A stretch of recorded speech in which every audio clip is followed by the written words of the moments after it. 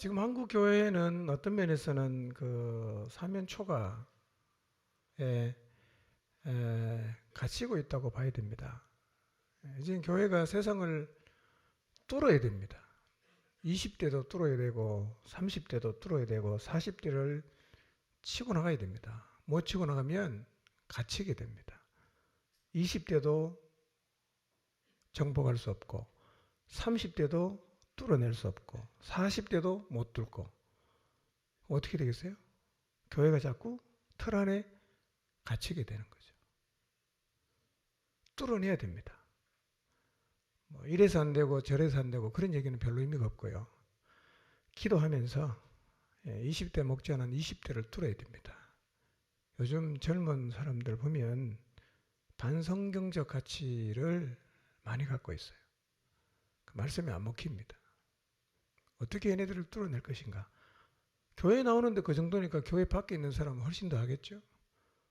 근데 교회가 어쨌든 이걸 못 뚫어내면 이제는 교회는 갇힐 수밖에 없지 않겠어요? 이게 시대적 과제입니다.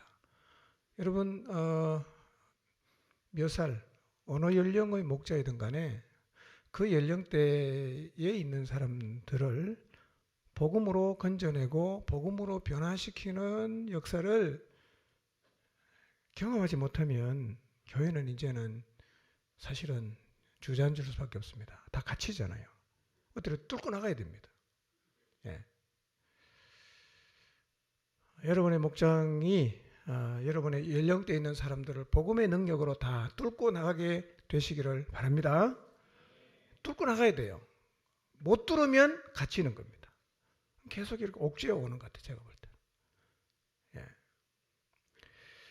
어떻게 뚫고 나갈 것인가? 예. 성령님의 인도하심에 순종하면 저는 뚫고 나갈 수 있다고 믿습니다. 하나님은요, 어떤 시대든 하실 수 있어요. 어떤 시대 사람이든 구원할 수 있습니다. 복음에는 그런 대단한 능력이 있어요. 왜 못 뚫느냐? 두 가지가 안 되는 거예요. 성령의 인도를 받을 줄 몰라. 그 다음에 알고 있는 말씀을 순종을 안 해. 그러니까 아무 일도 안 일어나요. 계속해서 갇히는 거죠. 쪼여온단 말이에요. 제대로 한번 순종해 봅시다. 예. 목자뿐만 아니라 우리 모두가 서 있는 그 자리에서 성령님이 주시는 감동과 가르치심에 따라 한번 그냥 순종해 보는 거예요. 예. 이 얼마나 순종에 대단한 능력이 있는지는 해본 사람은 입에 거품 물고 얘기합니다. 안 해본 사람은 계속해서 안 되는 이유를 말해요. 한번 해보시길 바랍니다. 순종의 기본이 뭐겠어요? 순종하는 자리에 서려고 하면 가장 기본이 뭐냐면 하나님이 나보고 하시는 말씀을 들어야 돼요. 들어야 뭐 가든 말든 하지 않겠어요? 듣는 일이 먼저입니다. 듣지 않으면 순종의 자리에 설 수가 없어요. 그래서 가르침과 생각나게 하심으로 우리들을 인도하시는 성령의 인도를 날마다 받는 것은 매우 중요합니다. 이 부분은 절대 소홀히 하면 안 돼요. 이번 주에 이제 순종에 대한 말씀을 들었다고 성령의 인도를 받는 것을 지나치시면 안 돼요. 이 자리는 계속 서 있어야 됩니다. 계속 머물러 있어야 돼요. 계속 들어야 됩니다. 그리고 들은 말씀에 순종으로 나가야 됩니다. 그러니까 1년 365일 주님 앞에 서는 날까지 성령님의 인도를 받는 그 기도와 말씀의 자리에는 항상 서 있어야 돼요. 그리고 여러분 이런 말은 하지 마세요. 길이 없다고는 말하지 마세요. 길이 없질 않아요. 왜냐하면 그분이 길을 갖고 계세요. 그분이 길을 갖고 계시고 하나님이신 그분이 세상에 어디에 쳐다봐도 길이 안 보이지만 그분은 길을 다 갖고 있습니다. 그러니까 그분의 인도 가운데만 살면 언제나 우리는 길을 갖고 있어요. 다시 말하면 뚫어낼 수가 있다는 겁니다. 우리 시대 교회는 충분히 뚫어낼 수 있습니다. 우리 힘으로는 안 돼요. 누가 뚫어냅니까? 성령께서 가르쳐 주십니다. 순종할 때 뚫리는 놀라운 하나님의 역사를 반드시 경험하게 될 것입니다. 아멘? 듣는 거 너무 중요하지요. 근데 그것으로 끝나면 곤란합니다. 한 가지 더 플러스. 그게 뭐라고요? 순종. 아무리 많이 들어도요, 순종 안 하면 한 발짝도 못 나갑니다. 한 발짝도 못 나갑니다. 지난주 말씀을 통해서요, 여러분의 목장이나 혹은 여러분의 개인적인 신앙이 침체에 빠졌다, 그런 자신의 모습이나 목장의 모습을 보았다면요, 이제 거기를 벗어날 수 있는 것은 뭘 통해서 벗어날 수 있죠? 성령님이 가르쳐 주신 대로 뭐 하면 되죠? 순종하시면 돼요. 아마 저는 목자들이 주님 앞에 나가서 기도했다면 목장을 다시 침체의 자리에서 벗어나게 하는 길을 성령님께서 틀림없이 말씀하셨을 것이라고 믿습니다. 그대로 해보세요. 그대로. 제가 늘 말씀드리잖아요. 하나님 말씀은 들어보면 아무것도 아닌 것 같은데 해보면 대단한 거예요. 들어보면 말이 안 되는 것 같은데 해보면 그게 굉장한 능력이에요. 여러분, 우리에게 말씀하시는 그분은 전지전능하신 하나님이세요. 하나님이세요. 예. 순종해야 됩니다. 순종.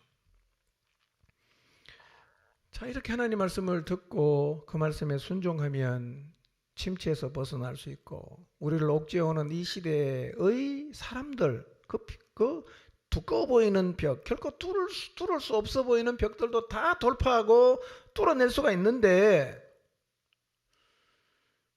순종이 쉽질 않다는 거예요. 순종이 쉽질 않아요. 말로는 참 쉬워요. 말로는 쉽습니다. 예를 들어서요, 매일 기도하겠습니다. 매일 저녁에 와서 내가 기도하겠습니다. 말로는 대답하기 쉬워요. 근데 매일 한번 나오려고 해보세요. 굉장한 대가를 지불해야 됩니다. 희생을 많이 해야 되고요. 내 스케줄을 많이 포기해야 될 수도 있어요. 그래서 흐지부지 되는 거죠.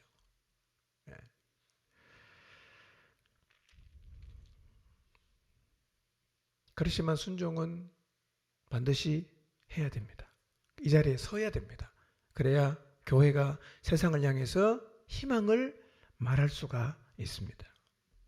오늘 날 시간에 우리는 말로는 순종을 하는데, 말로는 하나님을 공경한다고도 말을 하는데, 실제 우리의 삶에서 순종이 잘 나오지 않는 이유를 제가 같이 우리 살펴봤는데요. 3가지였어요. 3가지.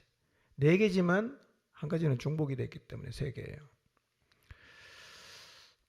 내가 만약에 하나님 말씀을 듣긴 했는데 순종이 잘 안 되면 이 셋 중에 하나가 반드시 내한테 있을 거예요. 근데 이 3가지가 다 해당이 안 된다고 우기면서 순종이 계속 안 되면 이 사람은 자기를 속이는 겁니다. 이 셋 중에 하나가 내 내면 속에 자리하고 있을 가능성이 있습니다. 첫 번째 뭐죠? 말로만 하는 신앙생활이 고착됐어요. 그래서 몸이 굳어버렸습니다. 듣기는 잘하는데 몸은 아예 안 움직여요. 안 움직여요. 근데 이제 이것의 문제가 뭐냐면, 입으로는 순종한다고 말하기 때문에 자기 자신이 순종을 안 하면서도 순종하고 있다고 착각을 해요. 근데 몸은 계속 안 움직인단 말이에요.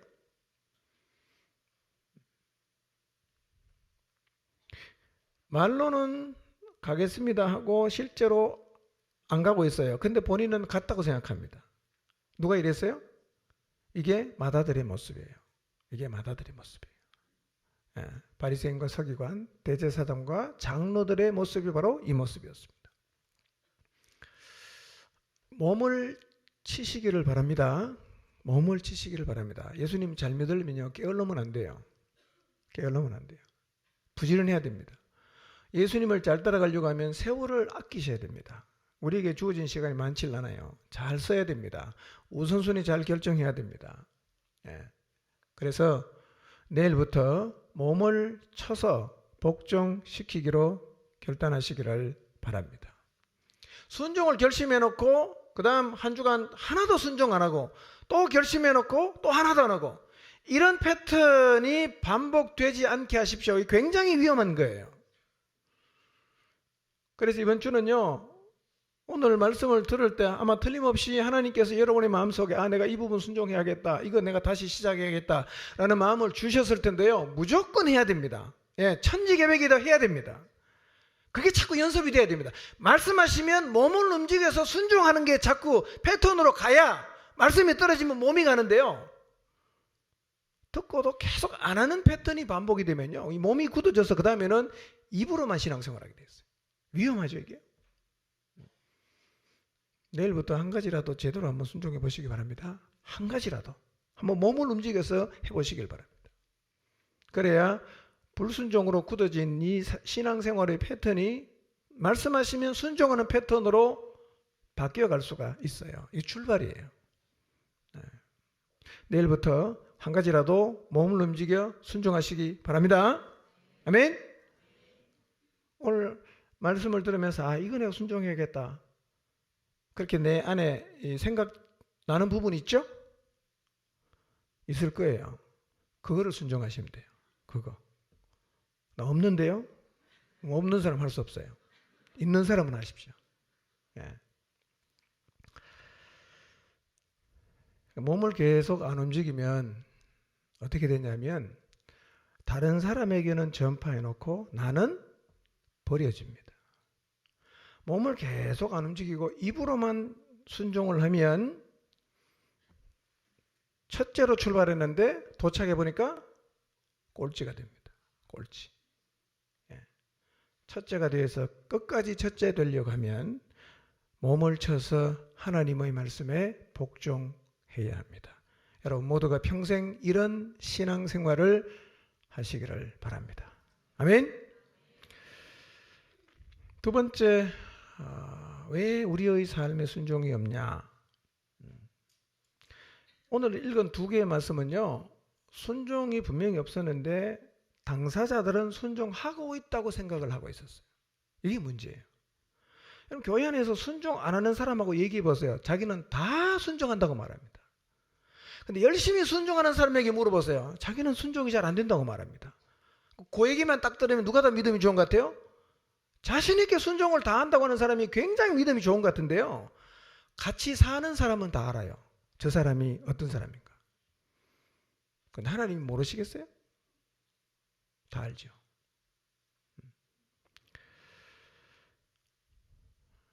순종이 안 되는 이유 두 번째는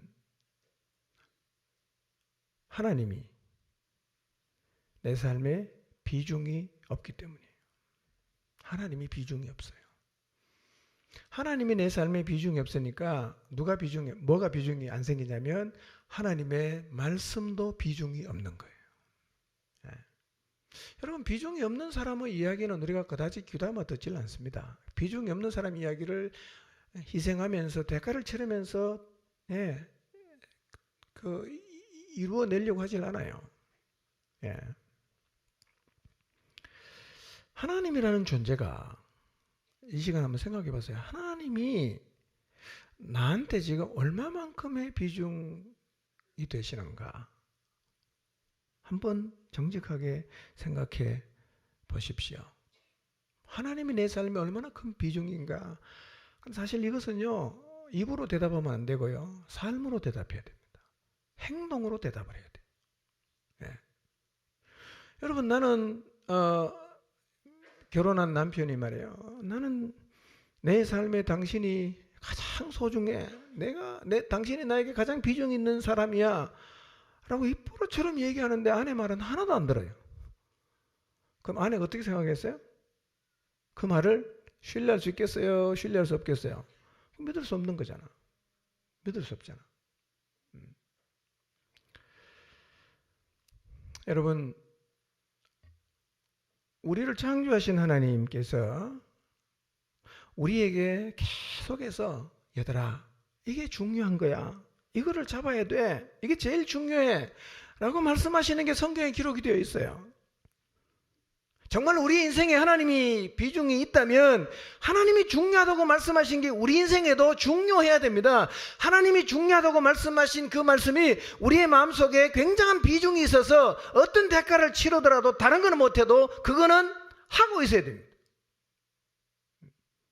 그래서 하나님이 비중이 있는 사람들이 모인 교회에서는 뭐가 가능해지겠어요? 하나님의 말씀이 이루어지는 것들이 가능할 것입니다. 그분은 우리에게 말씀하십니다. 복음을 전하는 게 제일 중요하대요.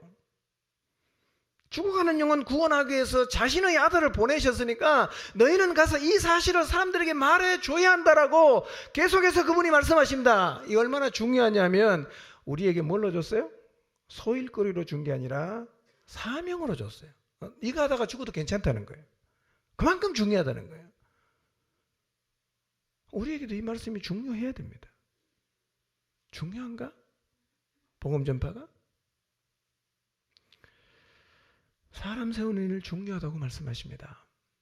교회를 세우는 일 중요하다고 말씀하십니다.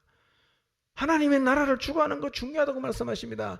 다시 오실 주님을 소망하며 살라고 말씀하십니다. 거룩하고 정결하게 살라고 말씀하십니다. 하나님의 전신갑주로 무장해야 된다고 말씀하십니다. 다 중요한 거예요.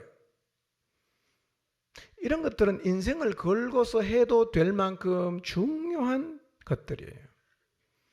만약에 우리 인생에 하나님이 비중이 있다면 이 하나님 말씀도 비중을 갖게 될 것입니다. 만약에 여러분의 마음속에 하나님에 대한 비중이 적다가 이게 점점 커져가잖아요. 비중이 커져갈수록 성경을 읽어보세요. 내게 다가오는 게 달라요. 비중이 커지면 커질수록 하나님 말씀이 굉장히 무겁게 다가옵니다. 때로는 너무너무 두려워요. 용기가 생깁니다. 비중이 크면 클수록 그래요. 읽어도 아무런 느낌도 없다. 재미없다. 비중이 없는 거예요. 누가? 하나님이 비중이 없기 때문에 하나님의 말씀이 비중이 없게 되는 것입니다.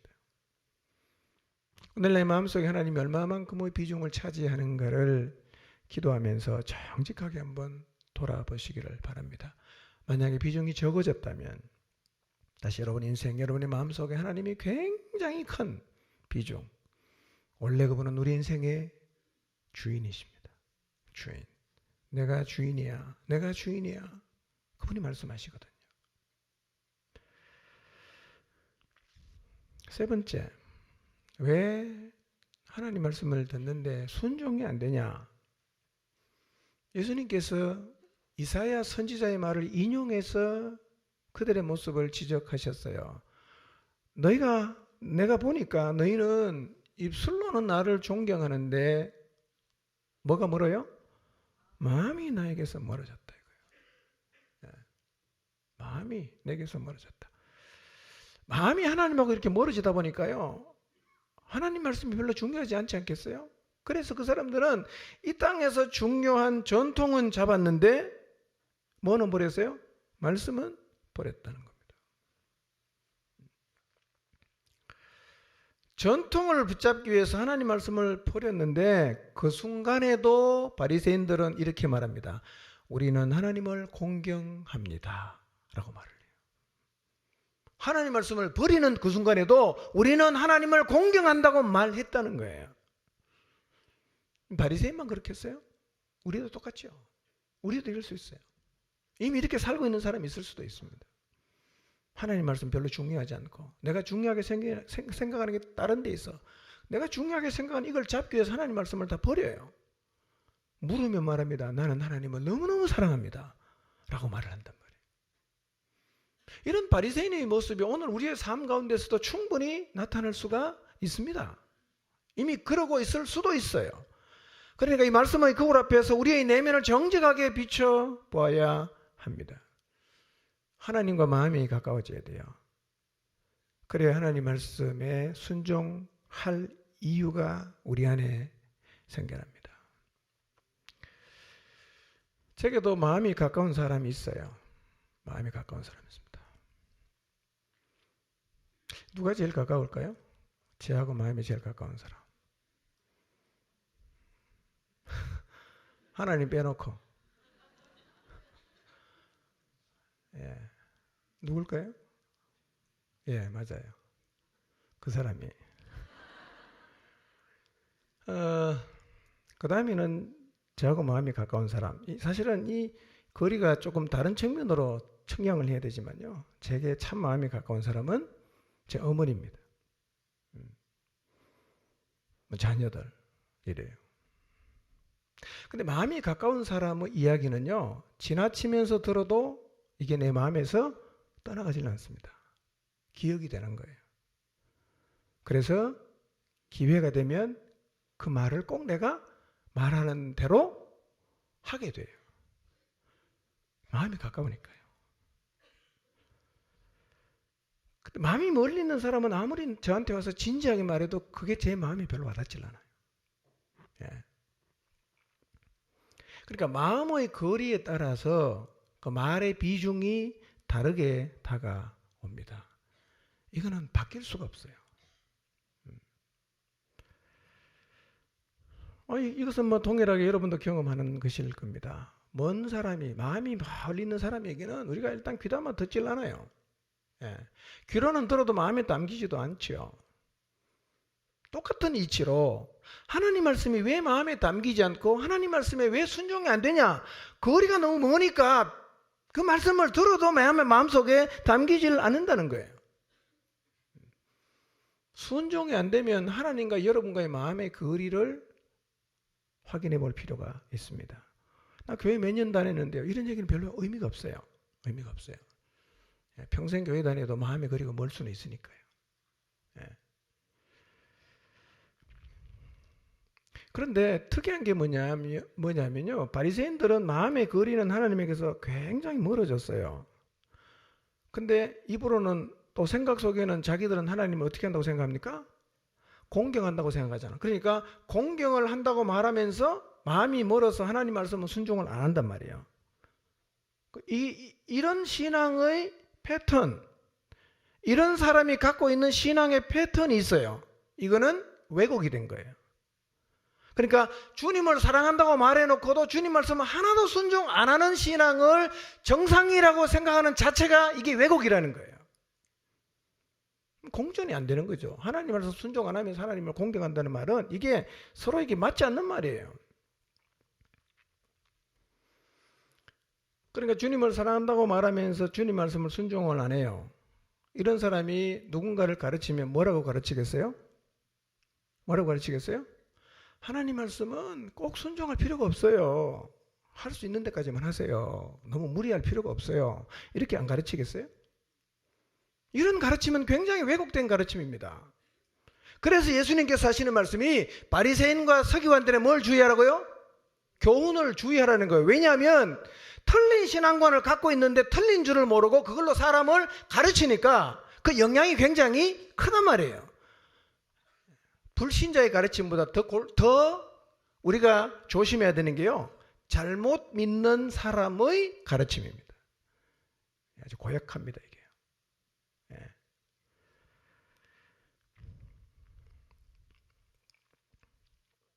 일단요, 순종이 없으면서 주님을 사랑한다, 주님을 공경한다는 말은 사실은 말이 안 되고요. 그렇게 주장하는 신앙은 왜곡된 신앙으로 일단은 봐야 됩니다. 왜곡이에요. 예. 사실은 가만히 따지고 보면 자기도 그게 무슨 말인지 몰라. 말이 안 되는 소리를 말이 되는 것처럼 하고 있는 겁니다. 예.